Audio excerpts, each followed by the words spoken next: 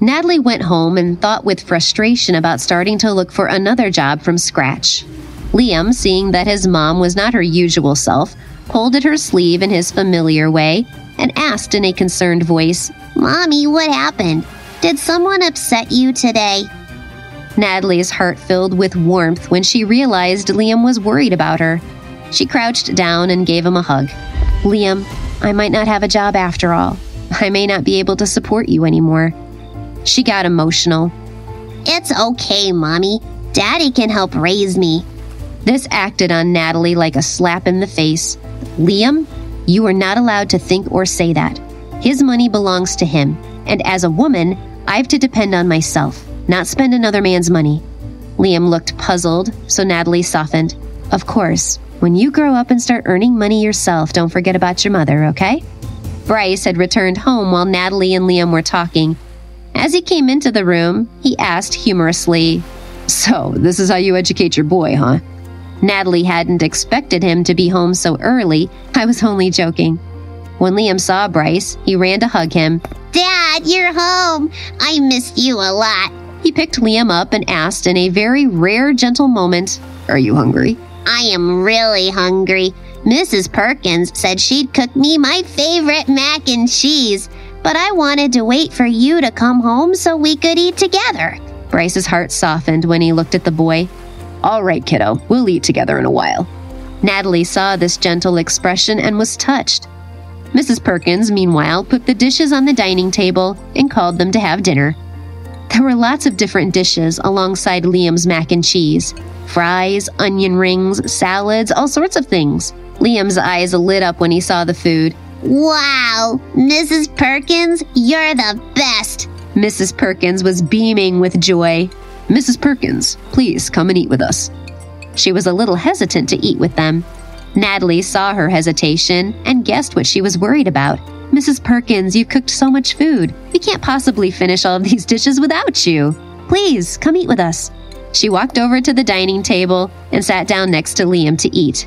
After dinner, Liam didn't bother his mother like he usually did, most likely because he was so happy. He played with his toys independently in the living room. Natalie, undisturbed, sat on the sofa, searching the web on her laptop. As Bryce walked past the living room, he saw Natalie engrossed in her laptop. "What are you doing?" Natalie, startled, turned around. "I got a job offer a few days ago, but today I found out the company is restructuring. So I thought I should look for another job somewhere else." Without realizing the change in his heart, he sat down beside her. "Often companies will have to cut jobs to recover. Cutting jobs can be the wisest decision." "I hear what you're saying, but you don't understand. I applied for a lot of jobs before this company finally accepted me. I never expected this to happen to me. It's just so disappointing." Then she remembered the incident that had happened at the company and got angry. The boss is to blame. He's been criticized and has a terrible image in the industry for fooling around with his own staff. Did he start this company just so he can fool around? Natalie quickly took her laptop and walked away towards her own room. In another part of town, in the mansion of Howard Clair, everything was in disarray. Expensive porcelain and ornaments were scattered on the table, a complete mess. Howard's father, Jimmy, came down to see what the fuss was about. "Howard, what's the matter? What the hell are you doing?" Seeing his father, Howard restrained his temper and stopped smashing things. "It's all because of that idiot Bryce. He's laying off employees without my consent, so now he wants to interfere with even my small company? It's your fault this happened. I've told you plenty of times not to fool around. You've been caught red-handed by Bryce, so who can you blame? He was targeting our family initially, but now anyone who stands out is likely to get hurt. Dad, the Clair family is almost completely controlled by Bryce now. People say that we're mere worms in the Clair family." The more Howard said, the angrier he became. "Why do you think I'm saying this to you? You brought this on yourself. If you were more serious and responsible in your work, maybe your grandfather would take you seriously. But you don't take anything seriously and you're lazy. Compared to Bryce, you're in a pretty weak position. Grandpa is just too biased. He gave everything to Bryce. I would be just as good as Bryce if I only had the same resources."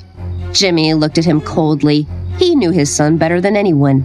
"Listen, Howard, I know about the family's current situation, but you can't act on impulse. Listen to me. Do well at the company first, and then we can discuss things further. Once you've achieved good results, I can go to your grandfather and talk things through with him." Howard understood that this was going to be a very busy time. He couldn't afford to be careless, and he really had something to prove. He lowered his head and said reluctantly, "Okay, Dad, I understand." The next morning, Natalie was just about to wake Liam when the company called her on the phone. Natalie was pessimistic, expecting the news that she wouldn't be required to go to work there after all. But, to her surprise, the HR manager informed her that she could start on the following Monday. Hi, I am Natalie. Want to know my story? Then download the Pocket FM app and listen to the exciting episodes of The Return Now.